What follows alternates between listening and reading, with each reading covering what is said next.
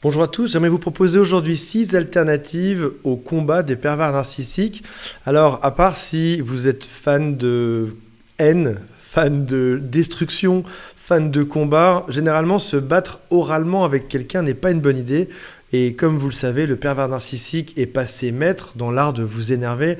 Il sait exactement sur quel bouton rouge appuyer pour vous rendre juste dingue. Et aujourd'hui, ce combat n'a peut-être pas de sens. Donc je vais vous proposer 6 autres solutions qui sont beaucoup plus raisonnables et qui vont vous rendre beaucoup plus heureux. Si jamais vous avez encore envie de combattre aujourd'hui, c'est peut-être que vous avez juste besoin de la confirmation qu'il y a un conflit avec cette personne-là.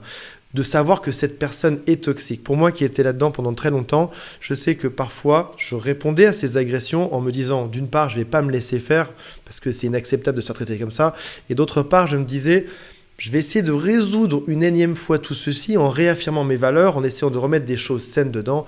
Et bien évidemment, ça a échoué parce que l'autre en face n'avait pas du tout envie que ça fonctionne. Donc au bout d'un moment, quand on voit que le combat ne marche pas une fois, 2 fois, 3 fois, 10 fois, 100 fois, il faut forcément passer à autre chose et c'est ce qu'on va voir aujourd'hui.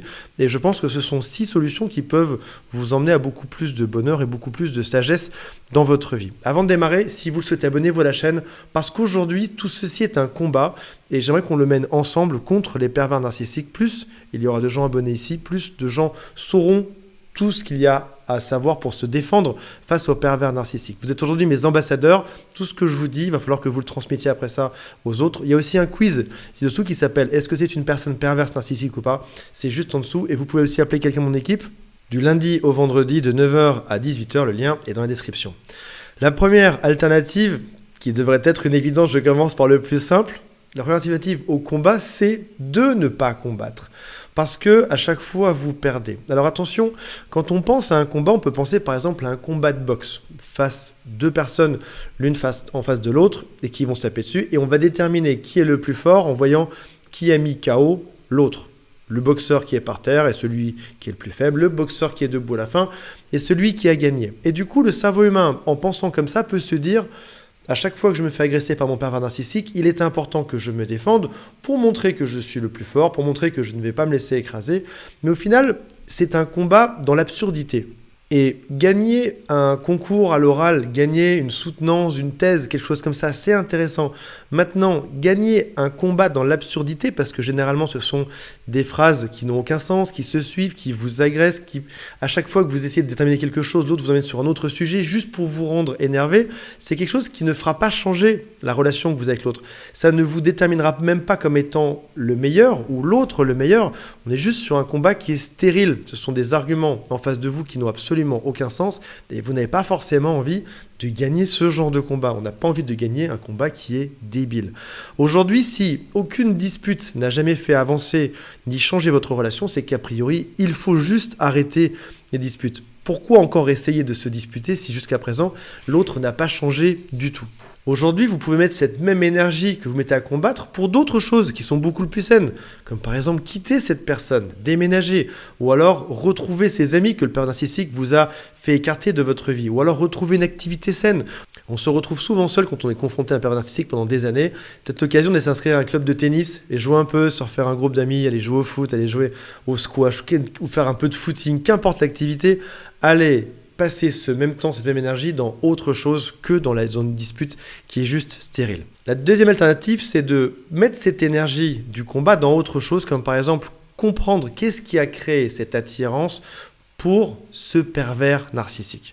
La plupart des gens, comme vous, comme moi aussi, j'ai lu beaucoup d'articles, j'ai regardé aussi beaucoup de vidéos, on regarde des vidéos sur le pervers narcissique ou des articles pour comprendre. Et quand on a quelque chose qui est juste, on se fait « Ah tiens, ça j'en étais sûr ».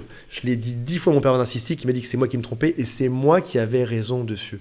Donc on regarde ces vidéos souvent pour avoir la confirmation qu'on n'était pas fou. Et ça fait un bien qui est incroyable de réaliser que non, on n'était pas fou. C'est bel et bien le pervers narcissique qui était délirant et qui nous a insulté, traité ou rabaissé à tort. Et maintenant que vous avez cette connaissance, vous avez réussi à transformer une scène de chaos, une scène de haine, de violence, en quelque chose de prévisible. Vous savez très bien que d'ici peu de temps, votre pervers narcissique va revenir vers vous va tenter de vous énerver, sera passif-agressif, va venir vous titiller sur tout ce qui vous embête. Vous le savez, ça devient presque prévisible. Vous savez aussi que, en fonction de ce que vous allez répondre, vous allez monter sur le ring à nouveau pour combattre à nouveau. Ça, c'est bon. Vous avez déterminé, vous savez maintenant exactement comment est-ce que l'autre fonctionne. Donc maintenant, on peut passer à l'étape d'après.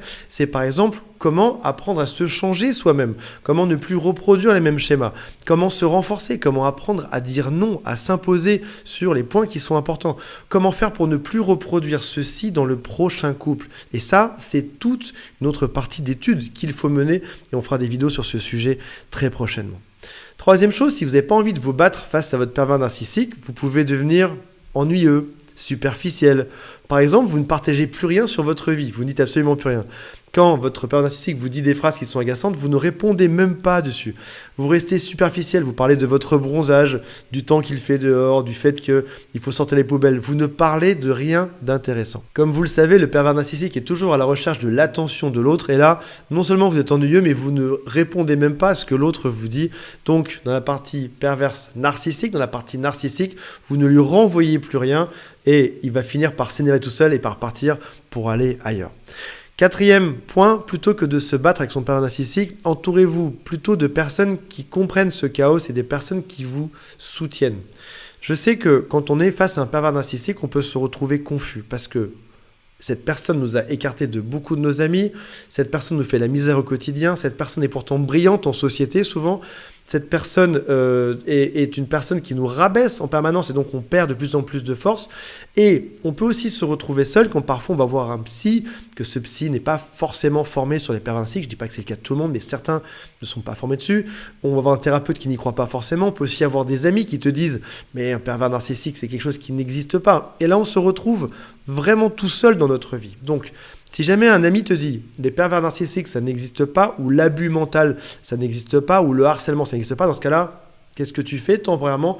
Tu mets cet ami de côté, tu vas plutôt te rapprocher d'autres amis, de ceux qui te comprennent, de ceux qui t'écoutent, de ceux qui vont participer à te mettre mentalement en sécurité. Cinquième point, plutôt que de se battre face à un pervers narcissique, on peut aussi accepter que ça ne changera pas, que la relation sera stagnante. Je sais que pour la majorité d'entre vous, vous avez toujours cet espoir que l'autre change.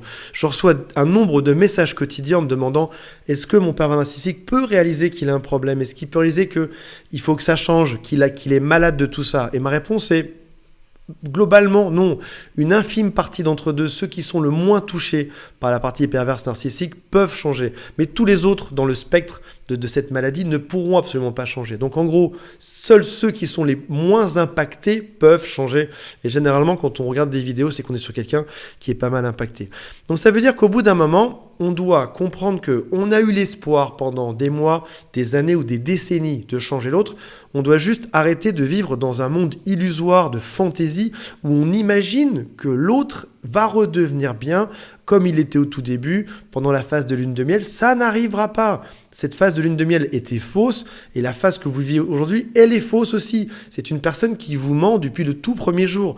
Donc il faut accepter que cette situation ne changera pas. J'ai aussi des clients parfois qui, au bout de quelques années, reviennent voir leur pervers narcissique pour faire la paix, pour dire qu'ils ont compris, qu'ils excusent. Et le même jeu redémarre. Le pervers narcissique est très gentil, très subtil, va dans le bon sens. Et puis ça reprend juste après le même schéma. Même si vous partez, l'autre restera le même. C'était déjà le même dans les relations précédentes de cette personne, ce sera aussi le même dans les relations suivantes à vous. Ce sera toujours le cas toute sa vie. Sixième point, plutôt que de vous battre, faites plutôt des choses qui vous mettent de bonne humeur. On vous énerve, demandez-vous qu'est-ce que vous faites quand quelqu'un vous énerve, quand quelque chose vous énerve. Chez certaines personnes, comme moi par exemple, aller voir un film, aller voir un autre environnement, notre vie, ça me détend. Je vais aussi, moi personnellement, souvent faire 1 heure ou 2 heures de marche parce que ça me rend tellement heureux d'aller me balader. Allez vous prendre une douche, allez faire un tour à la piscine municipale, allez appeler des amis, allez faire un apéro.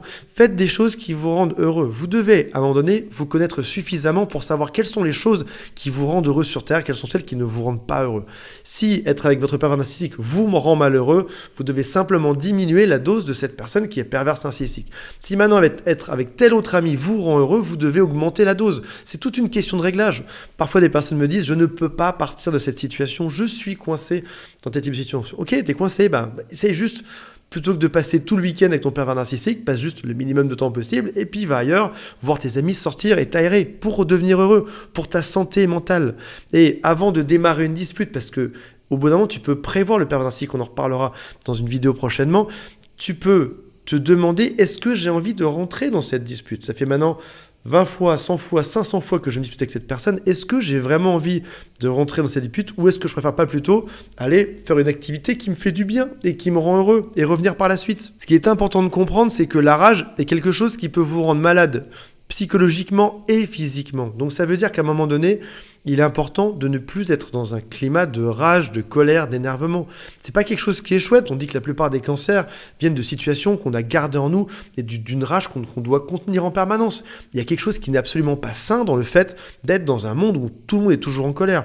Que ce soit dans son travail, dans ses amis ou avec son pervers narcissique dans son couple, il faut changer ça. Il faut arrêter ça. Quand j'étais beaucoup plus jeune et que j'ai pris mon premier travail où j'étais salarié, j'étais dans un travail, j'étais à Paris, à La Défense, dans un monde qui ne me convenait pas, entouré de gens qui ne me convenaient pas, dans une relation qui ne me convenait pas, avec des amis qui ne me convenaient pas toujours, des amis d'enfance qu'on garde des fois juste parce que c'est des amis d'enfance. Et faire un tri, arriver à retrouver une vie saine, c'est-à-dire arriver à faire le tri entre tes amis qui t'apportent du bonheur, tes amis qui ne t'apportent pas de bonheur.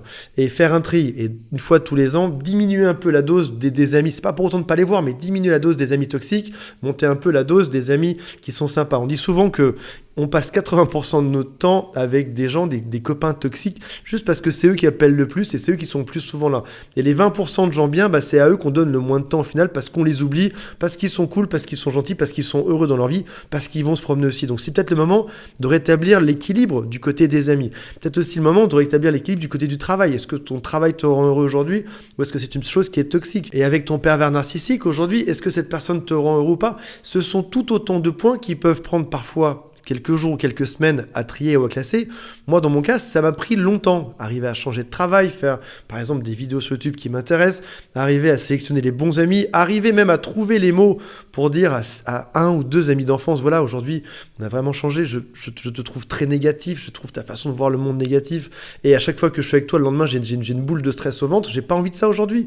Donc c'est pas pour autant qu'on va pas se voir, mais on va un peu moins se voir. Je l'ai dit, en l'occurrence, il n'a pas pris exactement comme j'aurais souhaité, mais en tout cas, je l'ai dit. Et je me suis libéré de ça et j'étais vers d'autres amis qui étaient plus positifs. Ça peut prendre du temps. Et aujourd'hui, sache une chose aussi, c'est qu'on parle de pervers narcissiques. Ce sont des gens qui ont besoin de toi, ils ont besoin de ton attention. Ils ont besoin de ta colère, ils ont besoin de te sentir énervé pour vivre. Parce que quand tu es énervé, tu les regardes eux, tu es énervé après eux. Et ils sentent qu'ils ont le pouvoir de te rendre énervé. Et se désintéresser d'un pervers narcissique est probablement l'une des pires punitions. Donc, si jamais tu veux faire perdre le pouvoir à ton pervers narcissique, tu gagnes la partie en n'étant plus du tout dans le combat. C'est là que tu as gagné la chose. On a gagné la partie lorsqu'on est parti, et non pas lorsqu'on a mis l'autre KO. Voilà mes amis, c'était des nouvelles de Pervers Narcissique Land. On se retrouve très bientôt pour une prochaine vidéo. Salut à tous, bye.